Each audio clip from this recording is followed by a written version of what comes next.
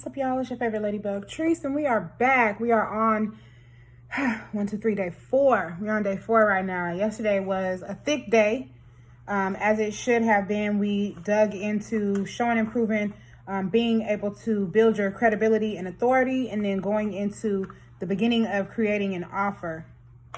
And what you were challenged to do is in the last video. But to recap, you were challenged to go ahead and show up as the boss, look at some things that help you identify just your leadership, how you are the proof that the company works, get some teamwork behind you to keep you motivated, and then look at what the competition is doing. So that way you could go into section B of yesterday's work and begin to create an offer. The offer was supposed to be something that you were going to create that would be different than anything else that was out there, that would be based on the feedback that you had gotten from the folks at the gas station, as we talked about. If you don't know what the gas station is, go back. And then something that will also be in the TMZ zone, the totally me zone. It would exemplify your expertise, but also not look like any other offers. And so today we are going into day 3. Today we are going to talk about being able to find an audience for your offer. So today we're talking about being able to look at sourcing before you jump into marketing. A lot of times we go right from making the offer, like we think, okay, I gotta figure out what I want to do, create a company, then I'm gonna make it, and then I'm gonna offer it to people. And we forget 2 very critical things. One, that the biggest part of marketing is not the sale. That's the end game. 2, that one of the biggest parts of marketing is who I'm talking to and when I'm talking to them at the right time. The offer is very important, but lead strategy is extremely important. And I feel like it may be even a little bit more important than the actual product, because I need to know who I'm talking to. I can refine my product. I can take industry advice. I can make adjustments in the moment. But if I'm talking to the wrong people, then I will build the wrong product from gate. I won't have something that's as successful as it could be out the gate. So let's get into it. Today we are strictly talking about lead strategy. If you want to go ahead and get all of the goods, I suggest you guys do your homework and get the deal on the deets. You can find her, AudriaRichmond.com. She's on Instagram. She's everywhere. But get this book, get this book, get this book, get this book. You see, I got notes and things all over the place. We're on chapter 6 if you're following along, and it starts at page 97. We will not be running through this whole chapter in depth. I will tell you guys that this chapter alone is about 25 pages. So a lot of information about just how to find who to talk to. That should tell you how important it is to take these steps. I know it's nice to go, or to think we can just go from, I thought of it, now I'm going to go and get it put together. I need the logo. I need the imaging. I need to figure out what I'm going to put it on, and then I'm just going to sell it. And that's how you don't get sales. Okay. So stay with me, y'all. If you got to yesterday and you looked at your existing product and you said to yourself, we're going to run this back like it's brand new. Tree said we could pick a product we already had and run it through and cycle it in this system, and it will sell better than it sold before. Great. Don't go selling today. Don't post nothing. Don't say nothing. Don't try to sell that product today. Just stay here. Okay, stay right here. And what we're going to do today is we're going to look at the bullet points that I picked out and studied and labored over for you guys about lead generation. So you can go away with some bullets tonight and you can sit down and figure out, how do I want to talk to people? Like, maybe I just haven't been using what works for me. We get so much advice, and it's so easy to be funneled around. Because when we're going into business, if you're anything like me, who didn't go to school and get a degree for business, who didn't come from a family of business owners, and who doesn't have a background in corporate ownership, I don't know. Like, I knew a lot of different little things, but I didn't know how to be a business owner. I just knew I had a thing I wanted to do, a thing I wanted to sell, and I hope there was enough people to keep it going, because there were some people initially who liked it. That's it. That's most of us, right? And that's an okay way to start your business. But once you make the decision that you are building a company for profit, and two, a company that you want to be around, then you have to really start paying attention to who you're talking to, right? So if you're a side hustler, you're not legit, don't have an EIN, you aren't interested in having a real company, this won't have value for you because you don't care. You just in it to get the sale.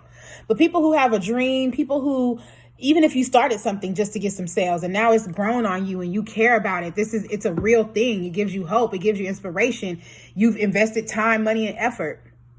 This conversation is going to be really helpful for you tonight. One of the first things that I'm going to tell you guys that I'm picking out and highlighting is that free is not equal to, worse than, greater than, or lesser than fee. Fee and free only have one real difference in the world of products and services, and that's the aura. Aura you gonna get them to pay, or aura you not? I crack myself up. But seriously, it's the R. The R is the only difference. There's so much misconception about this. People undercut their products because they try to compete with all the free stuff going on. Like, I don't want to be too high because I know people can go somewhere and get something for free. Wrong mindset. Sometimes we feel like you want to give something away for free because it'll be, more advantageous to other people. They'll like it more. They'll want your brand more. Wrong mindset. Free and fee are not greater or worse than each other. They're simply just different. And the way that you decide to use them, who you decide to use them with, and the reason you decide to use them is really what dictates the success of them. So a paid product, just like a free product, is talking to somebody, is solving a problem, is competing in the market, and is trying to get attention. They all doing the same thing. The only difference is what outcome you want. And as a business owner, for me, I like to identify money because it's important, but everything is a treasure, right? And so whether I'm obtaining information, email, contacts, or actual dollars, all of it is treasures. And so you need to be creating your products from that mindset. Here are the 3 things that help you to really identify the value of your fee or your free. No matter what it is, this is the 3 easy things that you can use. Remember, we're not getting into a lot of the details. Again, if you want the whole 25 pages, you can go and grab the book. Go to AudriaRichmond.com, go to her website, go to her Instagram, and you can get the whole book and get all of the tools and the gems that I've learned and I'm going to be mastering. But for tonight and this rest of this week, I'm just giving y'all the bullet points so that you can run through this and just make a quick turnaround and get some better results. And so the 3 things that you can use to validate your free or your fee-based products is your proof, your positioning, and the potential. So what I mean by that, because remember, it's not greater or worse. Everybody is buying something and everybody's selling something. We can go anywhere and get something for free, just like we can go anywhere and spend money. So in the mind of a consumer, it's all the same. I'm really interested in these 3 things. What is the proof that you have? That this is valuable, that this works, or that I should buy it. Just telling me because it's nice, or because I made it, or because it's whatever ethnicity or whatever city, state, gender, whatever, is not enough, right? How does this solve a problem? Go back to day 1. We talked about that. The next thing you want to look at is your positioning. How are you placing the product? The thing I see is the most trouble is the flip side balance. It's hard for me to articulate for y'all in a moment, but I'm gonna get it to you. What I mean by this is, like, I see so many times where we will boldly position a free product as though it's the most necessary but free, most valuable thing somebody's ever gotten, and then we humbly present the paid product. It will be so great if you bought this. I'm hoping you will. I mean, I want you to. And we have to find a middle ground, because the reality is that both of our products, whether they are free or fee-based, are valuable, are a necessity for someone, are proven to solve a problem, and they have the potential to do for you what it did for me. And that's how I need y'all to think about your fee and your free-based products. What's your proof that it solves a problem? If you don't understand problem and solution, go back to day 1 again. What's your positioning? What do you feel about this product? Are you going in to beg for money because you need a sale? Are you going in to beg for contacts because you don't have any? That can't be the mindset. The position of why you put anything out needs to be because these people need it in order to solve the problem that I just told them I can prove to solve. And they have to have it by this time in order to not make things worse. That's what gets people to pay attention to the last part, which is the potential. Nobody cares about the potential if the positioning is wrong. Look at it just like dating, right? If you see a person and you're immediately attracted to them, and then somebody else looking, and they just looking good, and they just in the atmosphere being attractive, that's kind of like proof that they are attractive. It's happening. You see it, right? And if they position themselves as someone who looks like they might talk to you, seemingly has some kind of like candor, but intelligence, appears to be, publicly appropriate, then you care about the potential. Then you're like, oh, well, are you smart? Are you energetic? Are you funny? How do you laugh? Where do you like to eat? What city do you live in? But you don't care about none of that. You don't care about any of that if you first look at them and the proof is gone.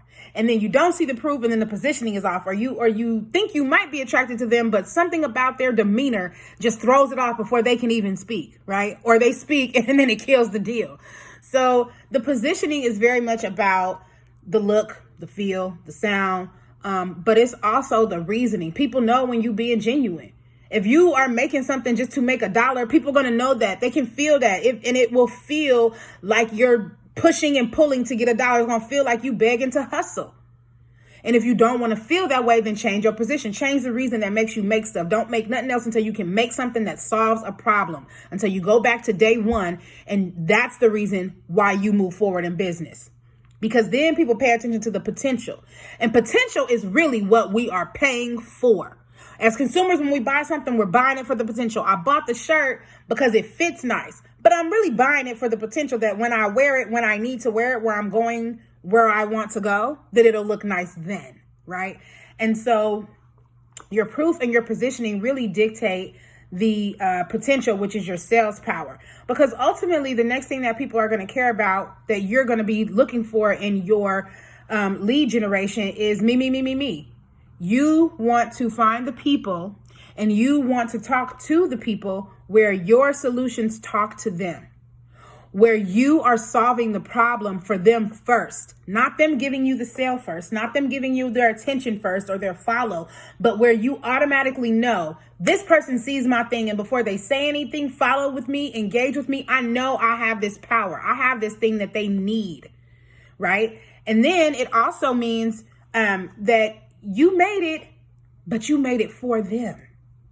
So this goes back to day 1 and day 2, where we talk a lot about accountability, credibility, crafting your audience, understanding who you're talking to, taking a step back to be mindful enough to really look at the art of having the conversation about your business and not so much on selling. Okay. So those are the first 2 things that you're going to be doing when you're looking at lead generation. Remember, today is just about who do I want to talk to and how am I going to talk to them, right? And so there's a lot of ways you can do this. If you're confused about what lead generation is, this is where you go out and you talk, you have conversations that say, hey, I'm a business, I have a product, I have a service. It'd be nice for you to know about it, right? This is not selling. Very, very different. Lead generation is where you find the people who you will eventually sell to. This is like, some people call it networking. Some people call it cold calling, warm calling, outreach, whatever it is you call it what you want to, but do not sell nothing. This is not where you sell to people. This is where you figure out who you need to be talking to, how they like to be related to, so that you can then come back and utilize that offer you created yesterday and create a sales and marketing plan for them tomorrow, not on today. So there's three things that you're going to be doing today. We've talked about 2. The first 2 are understanding your free is not greater to, lesser than, or equal to your fee. Figuring out your reasoning behind those using the 3 key points we talked about: your proof, your positioning, and potential. Then you're going to kind of go into me syndrome, and you're going to find the Marshas of your community. Who are the people where your products or services or solutions talk to them, where you're solving a problem for them first, and where it's ideally something you have made or designed for them. It's by you, but it's strictly for them. And then you're going to learn how to drive. You're going to learn how to drive. No, I don't mean getting in the car going somewhere. I mean driving the attention to you, boo-boo. This is the whole plot that I think we misunderstand or we misgauge. You think I'm just going to show up, I'm going to go get a social, and then I'm going to get the people to come because I'm going to post something. Well, the art of understanding this free versus fee and understanding how your clients like to be related to in a me fashion will teach you how to drive them into the places that you go. Because you're also going to figure out what it is that they like, how they like to be talked to. Do they like to show up on social? Am I good at showing up on social media? Maybe there's one platform I'm better at than another. Am I a business, a brand, or the type of individual who doesn't do well with people at all? Maybe I need to stick to written materials, right? And so in the book, she talks a lot about inbound and outbound lead strategies. We're not going to go in depth like that because we're trying to get through a 1-week boot camp. So what I am going to give you are some parameters. So when you're creating these different ideas about how you want to generate leads, you're just thinking, where do I go to talk to the people that I identified above in my free versus fee and in my me, and day 1 and day 2? What works best for me? And I want y'all to think about this. A lot of y'all have been cloning yourselves and forcing yourselves to be prisoners of social. You jump off a roof because everybody like, well, we're jumping off roofs this week. And you might just need to be somebody on a low scooter moving slow, okay? Or somebody in a boat on the water because you are good with riding the waves. Whatever it is, this is your chance to break out of that rigmarole. Don't follow the rules about, oh, well, because I have to show up on TikTok. I have to do Instagram. I have to do. No, think about. No, I don't want you to think about you have to be on Facebook, Instagram, anywhere. I want you to think about what's most comfortable and natural to me to show up to my people. And then where are these people that I've now identified showing up the most, and how do they want to be talked to? There's a few things that are going to help you in your drive to generate your leads. You're not selling. You are not selling, so don't worry about that pressure. You're not selling. You're literally just looking for where's the right places to talk and the right people to talk to. You are only finding people who match the profiles that you've identified based on these notes you've taken already. If you're like, well, what notes and what profiles? The people in your me, and the people in your free versus fee. Whoever fits those profiles, right? Whoever you can show your proof to, whoever will have the best receipt of your potential, who need your problem the most, the people who have replied at your gas station, who have already said they support you, those kinds of people. Take those profiles, and those are the kinds of people that you're going to be looking for. Understand that time and money always work together. I'm going to copyright this. You either got time or money if you own a business, and you never, ever, ever have enough of both. So you're always pitting one against the other. It is the juxtapose that all owners are placed in between. And if you don't like that, then you don't want to have a business. Okay. So we're here where you're always going to be thinking about your time and your money. And in marketing, which is 70% of your business, I have learned that time is the most critical thing. A lot of people didn't stay to the end of this video. They didn't have 20 minutes. They didn't have 20 minutes the other day. If you don't have the time, you may also not have the inclination to do what needs to be done in the right order, which is fine because you'll just keep spinning and spinning and spinning until you get it. This is a system. This is proven. This is factual. And no matter how much we don't like it, the reality is that there are steps and processes to everything. And so with marketing being 70% of your business, is really worth it for you to take the time before you go spending the money. So I'm encouraging you. Yes, you can do ads. Yes, you can look for other paid types of leads. You can do direct mail marketing. You can do text marketing. You can do in-person footprinting. You can do venue pop-ups. You can do focus groups. You can do online groups, lives. You can do Facebook groups. There's tons of ways that you can generate people and get interest built before you start selling. I just need you to be mindful of what's going to work for you. So here are the things that you're going to consider when you think of the best way for you to generate leads, whether that's inbound or outbound. Look at your budget. How much money do you have to spend on generating leads and getting attention? Look at your tech. Are you good with tech? Are you bad with tech? Can you commit to a high technology process? Like I wanted to do this week of lives and I'm pretty good with Instagram, but I don't know, my phone and Instagram, and I got discouraged. However, here we are still continuing. So if you pick something high tech, just commit. Whatever you pick, just commit to it. If you pick something that's very manual, foot traffic based, just commit to it. Okay. And then look at your people preference. If you're not a people person, if you don't like talking, engaging, and interacting, then don't pick something where you're forcing yourself to do that. Pick what's natural. It may be something that you think you don't like that you have to grow into, like social media. Try it out. If you tried it and you got better, maybe you can keep doing it. If there's a pain point that you can't get past, that's something you have to address, right? And then your price. Price is the last thing that you want to look at. The price of your offer also dictates how you want to market it, right? If I have $1 million offer, I definitely should have a different budget and approach than, say, for example, my $1,000 offer. So with that being said, I want you guys to take today and really dedicate time to learning how to talk to people. Learn how to talk to the people you need to be talking to by first figuring out who they are. Then when you figure that out, don't sell them anything, just find them and look at ways to communicate them where you can show up and they can show up and you can be consistent in spreading the word about your business. Take some time and do some research on this. Really spend some time looking at the ways that you show up and the different ways that you might want to start showing up. I suggest you do that before you spend a dime on anything, which you shouldn't be spending a dime right now because we're not actually marketing. We're making our plans. But if you decide that you're going to implement a paid ad or anything of that sort, make sure you've done your research first. We have hit another day. It's thick and full. I'm going to leave you guys with the best of the best. She's a bull about this business. I mean, establish yourself as an authority, create offers your audience can't wait to buy. Structure and launch an out-of-the-box marketing campaign and wow your new clients. If you don't want to get uncloned, then I don't know what's wrong with y'all. I'm going to go ahead and get back to work. It's been real. Y'all be working. I'll be in touch soon. Be well. Peace.